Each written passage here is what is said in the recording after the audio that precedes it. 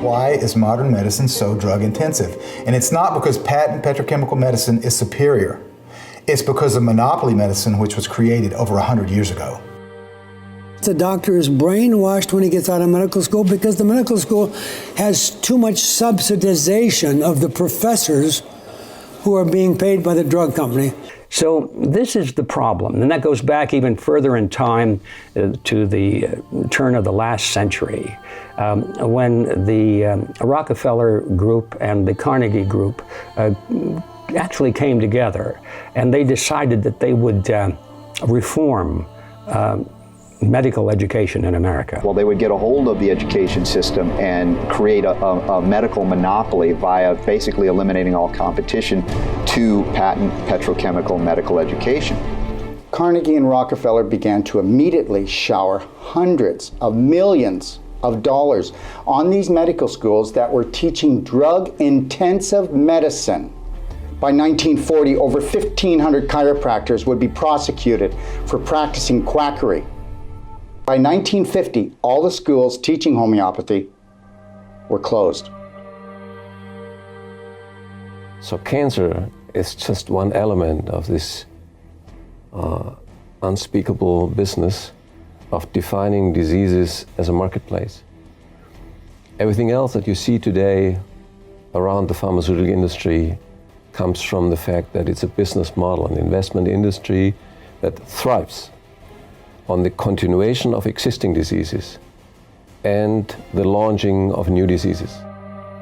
It's estimated by 2020 that more than half of all cancer in America will be medically induced from drugs or radiation. So our medical establishment itself will soon become the leading cause of cancer in America.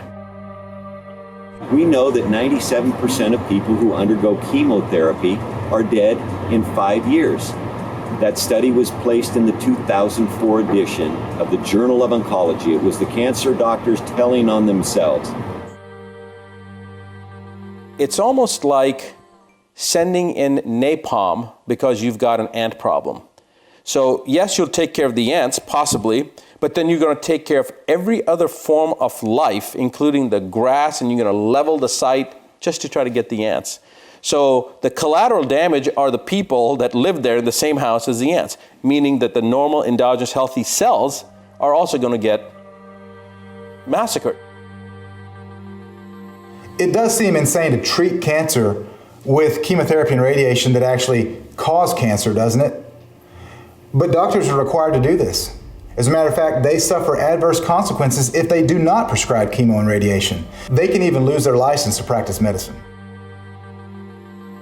Most patients never question their doctors because they think the doctor is the sole authority. Most patients don't even get a second opinion. Most patients believe the explanations the diagnoses that the cancer doctors give them. Oh, this shadow on this x-ray, that means you have cancer. We have to start now or you're going to die. You know, the fear tactics that these oncologists use are highly unethical and really should be criminal. You cannot take and isolate every chemical out of a plant and expect that plant to have the same healing powers.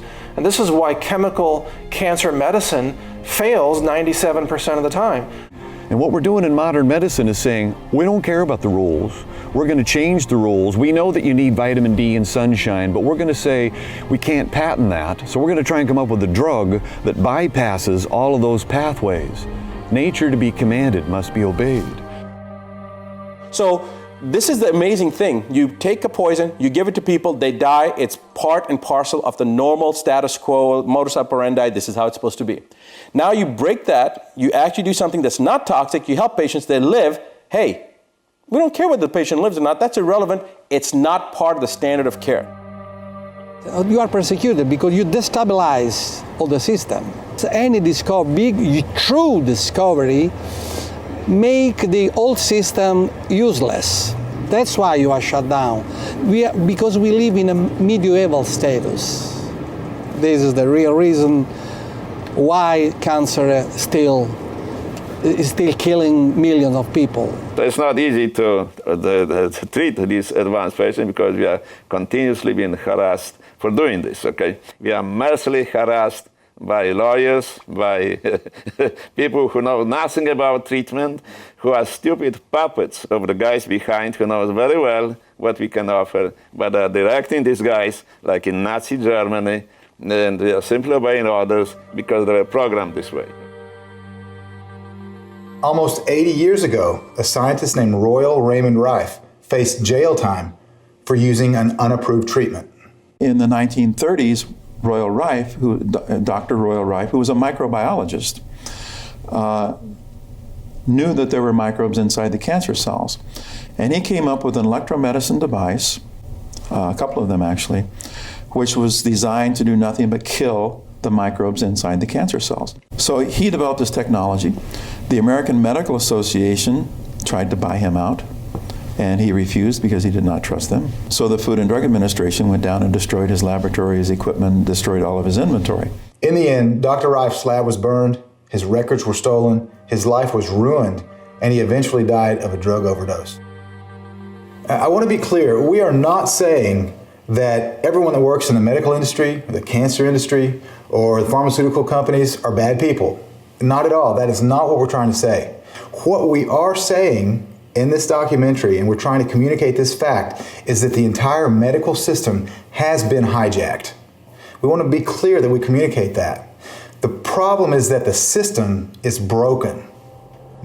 The one disease that the status quo, meaning the pharmaceutical investment business, needs most to continue its business, to stabilize, to cement its system, is cancer.